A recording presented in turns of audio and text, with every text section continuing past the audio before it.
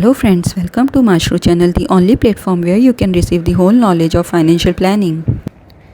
So friends, हमारा आज का टॉपिक है SIP. SIP means systematic investment plan. SIP जो है सिस्टमेटिक मेथड है of investing your money in mutual funds.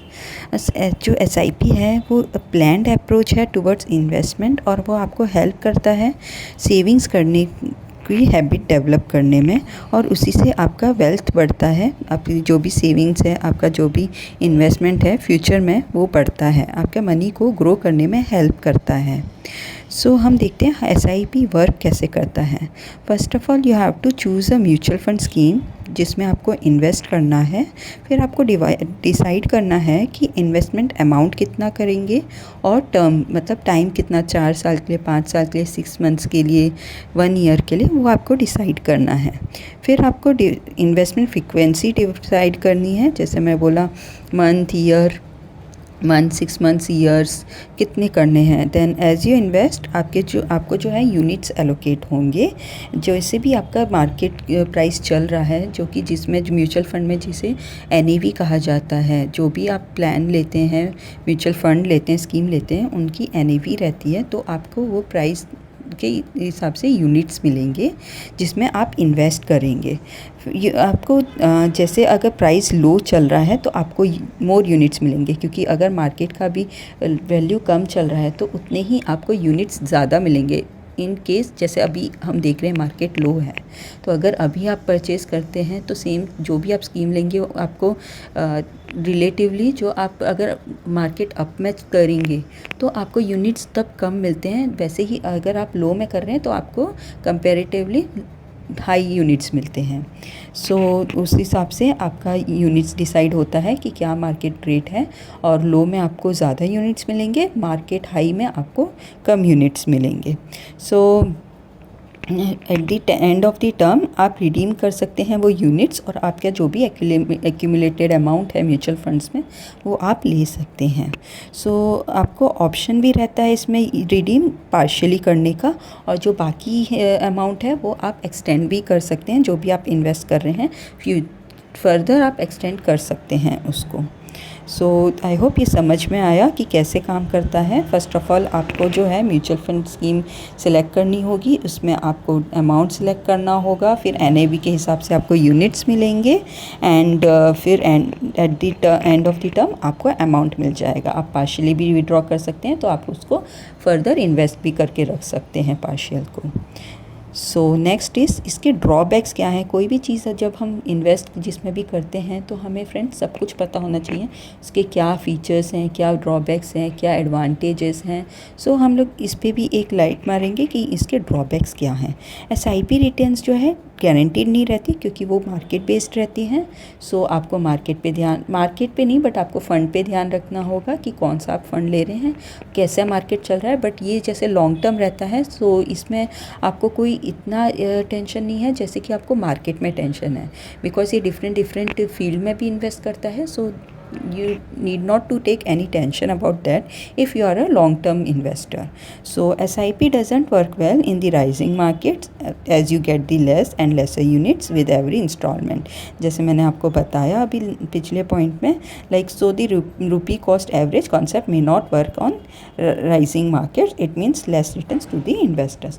वही मैं बोला, जब मार्केट हाई है तो आपको मार्केट हाई में इन्वेस्ट करने में फ़ायदा नहीं है, आपको उसमें नुकसान है. सो ये एक थोड़ा सा इसका डीमेरिट है, ड्रॉबैक है. But again if you are a long term investor then it doesn't matter. So if you opt for SIP in tax saving funds, जैसे मैंने आप अगर मेरा म्यूचुअल फंड्स का आप वीडियो देखेंगे, मैंने उसमें बताया है ELS स्कीम्स क्या होता है, एंड वो टैक्स सेविंग स्कीम्स होते हैं. सो इसमें ईच इंस्टॉलमेंट जब भी आप इंस्टॉलमेंट पे करेंगे वो 3 ईयर्स के लिए लॉक्ड हो जाती हैं. ये एक फ़ीचर है ELS का कि आप जो भी इन्वेस्टमेंट करते हैं वो एटलीस्ट 3 ईयर्स के लिए लॉक्ड हो जाती हैं. So this is the drawback which is okay if you are getting the tax benefits, so you can take this drawback, so no problem. And rupee cost averaging होता है इसमें। रुपी cost averaging जैसे मैंने आपको बताया कि वोलेटाइल मार्केट्स जब रहते हैं तो इन्वेस्टर्स वरीड हो जाते हैं about whether to invest their money और नॉट। तो इसमें एसआईपी उनको हेल्प करती है कि विदाउट टाइमिंग और शेयर मार्केट के बारे बिना उसमें उसके वरी किए हुए उसके वॉलेटिलिटी नेचर के बारे में वो लोग उसमें इन्वेस्ट कर सकते हैं एसआईपी में। तो उसमें ये जो वॉलेटिलिटी रहता है उसमें आपका एक टेंशन ख़त्म हो जाता है, बिकॉज यू नो कि आप अभी इन्वेस्ट कर रहे हैं and at the certain time ये मार्केट ऊपर ही जाएगा। और हमने डिफरेंट सेक्टर्स में हमने क्योंकि म्यूचुअल फंड्स में डिफरेंट सेक्टर रहते हैं ऑफ शेयर मार्केट, एक से एक ही शेयर नहीं रहता, डिफरेंट शेयर्स रहते हैं। So you are very safe rather than share market, क्योंकि उसमें एक ही शेयर में आप इन्वेस्ट करते हैं। So you get this helps you to invest without timing and the share market और worrying about the volatile nature of the share market. So इसमें investors gets more unit when the price is low and less units when the price. I have already explain this point. जब market price नीचे रहता है आपको ज़्यादा units मिलते हैं और जब ऊपर रहता है आपको मोर यूनिट्स मिलते हैं। So it averages out your accumulated units and this concept is known as rupee cost averaging। तो ये आपका कॉस्ट एवरेज हो जाता है। सो पावर ऑफ कंपाउंडिंग क्या है इसमें, जैसे हमें एल्बर्ट आइंस्टाइन ने एक बार बोला था कि कंपाउंड इंटरेस्ट जो है 8वां अजूबा है ऑफ द वर्ल्ड। जिनको ये समझ में आ जाए वो रिच हो जाते हैं, जिनको नहीं समझ में आए रिमेन हो जाते हैं। जैसे मैंने बोला आप जितना लॉन्ग टर्म के लिए इन्वेस्ट करेंगे तो उससे आपका अमाउंट कंपाउंडिंग होता जाएगा। Even though it is low market but कुछ शेयर्स रहेंगे जो कि उसमें हाई करेंगे, जो कॉन्ट्रा शेयर्स रहेंगे। सो उससे कंपाउंड होगा आपका मनी। आज शेयर मार्केट नीचे है पर कल तो ऊपर जाएगा, तो ऊपर जाएगा तब आपका उसमें अमाउंट कंपाउंड हो रहा है। सो this is the thing you should know, power of compounding, कैसे पैसा कंपाउंड होता है। आप आज लेके कल बेच देंगे उसमें कोई वो नहीं है, जब तक पैसा कंपाउंड हो रहा है जब तक ही आपको फ़ायदा। अगर आप निकाल देते हैं आपको कोई फ़ायदा नहीं है। So it is the according to Albert Einstein it is the 8th wonder of the world. So if you start invest early तो उतना ही कंपाउंड होगा, then you will have more time for your money to grow. Small amount invested today will become a big corpus over period of time. So अब हम देखते हैं कि आप एसआईपी कैसे कर सकते हैं, किन मोड्स में कर सकते हैं। And it is like monthly कर सकते हैं, क्वार्टरली कर सकते हैं, हाफ ईयरली कर सकते हैं, ईयरली कर सकते हैं। सो अब इसमें ड्यूरेशन क्या रहता है, मिनिमम इन्वेस्टमेंट ड्यूरेशन जो है इसमें 6 मंथ्स रहता है और मैक्सिमम इन्वेस्टमेंट ड्यूरेशन आप जब तक इन्वेस्ट कर सकते हैं, इसमें कोई लिमिट नहीं है। और जैसे मैंने बोला जितना लॉन्ग टर्म आप रखेंगे, जैसे मेरा खुद का एक्सपीरियंस है, जितना लॉन्ग टर्म रखेंगे आपको मोर देन 10 टाइम्स आपको इसमें प्रॉफिट होगा। But just keep in mind कि you should be a long investor until unless आपको ऐसी कोई मजबूरी ना आ पड़े कि आपको पैसा विड्रॉ करना है। So it is always best to invest in mutual funds for a long term. So duration क्या होता है हमने ये किया discuss. SIP in tax savings funds, जैसे मैंने ईएलएसएस डिस्कस किया, आप ऑप्ट कर सकते हैं फॉर एसआईपी ईएलएसएस में भी, जो कि टैक्स सेविंग्स म्यूचुअल फंड्स होता है। बट आपको ये ध्यान रखना होगा कि एवरी इंस्टॉलमेंट जो है एसआईपी की वो 3 ईयर्स के लिए लॉक्ड हो जाएगी। फॉर एग्जाम्पल अगर आप ऑप्ट करते हैं टू इन्वेस्ट ₹1000 फॉर 6 मंथ्स, तो every investment of ₹1000 will be lock for 3 years. Okay, ये ईएलएसएस के बारे में। ईएलएसएस मतलब टैक्स सेविंग्स, इसमें आपको टैक्स बेनिफिट्स मिलते हैं अंडर सेक्शन 80CC। मैं इसके लिए एक अलग से भी वीडियो बनाऊंगी, सो आप उसमें वो देख सकते हैं। सो दिस इज़ लाइक एक शॉर्ट फॉर्म में बता दिया है। So in SIP, is SIP a financial product? Friends, ये फाइनेंशियल प्रोडक्ट नहीं है। एसआईपी बोल के कोई स्कीम नहीं है, बट हर एक स्कीम में एसआईपी होता है। हर एक स्कीम में आप मंथली इन्वेस्ट कर सकते हैं। It is just a matter to invest your money in mutual fund schemes. So अब हम एट द एंड हमने जो भी जाना उसको हम देख लेते हैं, इसके फीचर्स क्या है एसआईपी के। One of the best way to enter equity market, जैसे मैंने बताया कि ये शेयर्स में इन्वेस्ट करता है एक ही स्कीम में, म्यूचुअल फंड स्कीम में।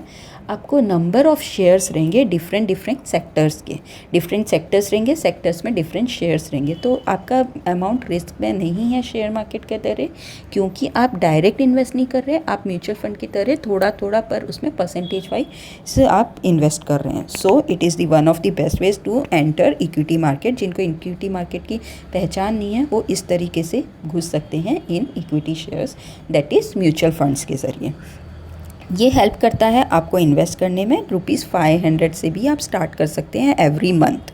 सो आपको ये स्मॉल इन्वेस्टमेंट्स में भी हेल्प करता है। किसी के पास सेविंग्स नहीं है तो 500 से भी ये आप स्टार्ट कर सकते हैं।